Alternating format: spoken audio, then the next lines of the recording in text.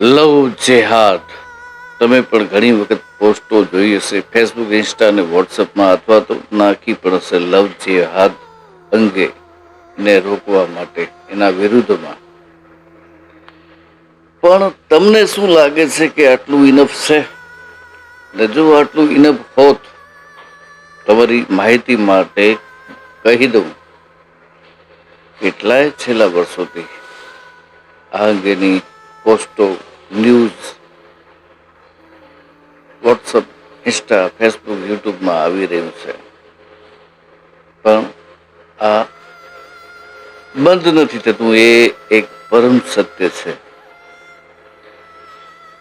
તો ભાઈ વાત ક્યાંક અલગ છે, એના મૂળ સુધી જવું પડશે.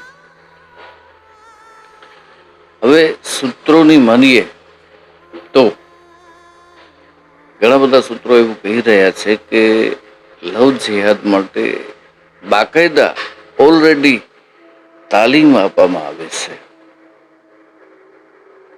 બહુ ખતરનાક તરીકો છે આ.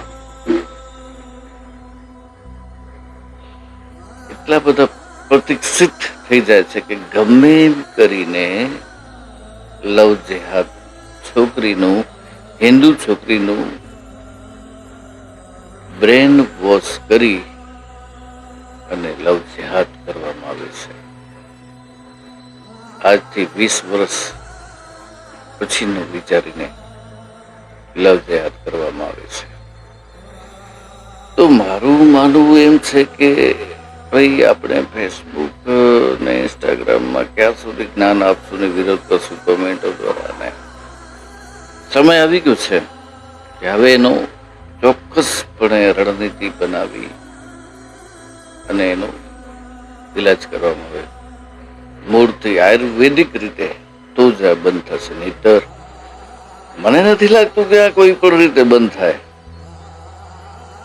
આપણી તકલીફ શું છે? આપણામાંથી 99% લોકો હિન્દુઓ અથવા તો બીજી કોમ છે જે લવ જેહાદ એટલે માત્ર હિન્દુઓ માટે નહીં, અહીં ચોક કરી દઉં, હિન્દુઓ ઉપરાંત બીજી જ્ઞાતિઓની છોકરીઓને પણ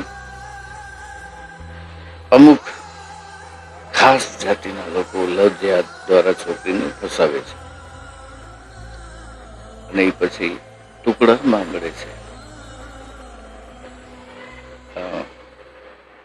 આપણી તકલીફ શું છે ખબર છે કે આપણે જ્યારે આવી કોઈ પોસ્ટ આવે ત્યારે આપણે ગુસ્સાથી, જોશથી કોમેન્ટો તો આપી દઈએ છીએ, શેર પણ કરી દઈએ છીએ, અને આપણે સમજીએ છીએ કે આપણી ફરજ પૂર્ણ થઈ.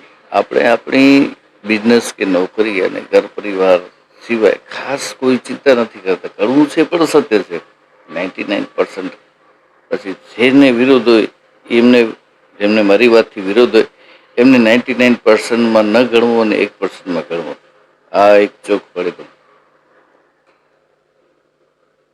કે આપણે બસ નાનકડો એવો મોટો વિરોધ કરી બેસી જઈએ. આપણે કોઈ ખાસ એવી રાષ્ટ્રહિતની વાત આવે જ્યારે, કે લવ જેહાદની વાત આવે, રાષ્ટ્રપ્રેમની વાત આવે ત્યારે ખાસ રુચિ તો નથી દાખવતા. એ તો સાબિત માનું કે ન માનું, અમુક વસ્તુ એવી હોય છે.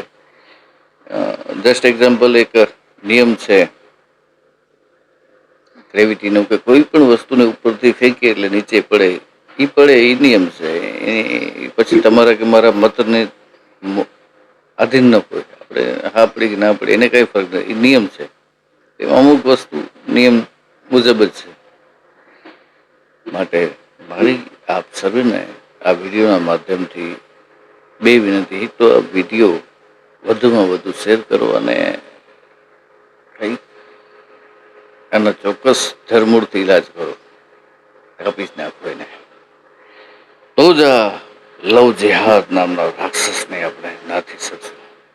નહીં તો આમ જ ચાલશે. આપણે પોસ્ટું કરશું, વિરોધ કરશું, કોમેન્ટ કરશું, ફરી પાછો 2-4 દી 8 દી થશે ને ક્યાંક છાપામાં કે ટીવીમાં ન્યૂઝ આવશે, લવ જેહાદમાં ઈસમે છોકરીને ફસાવી અને છોકરીના ટુકડા મળ્યા.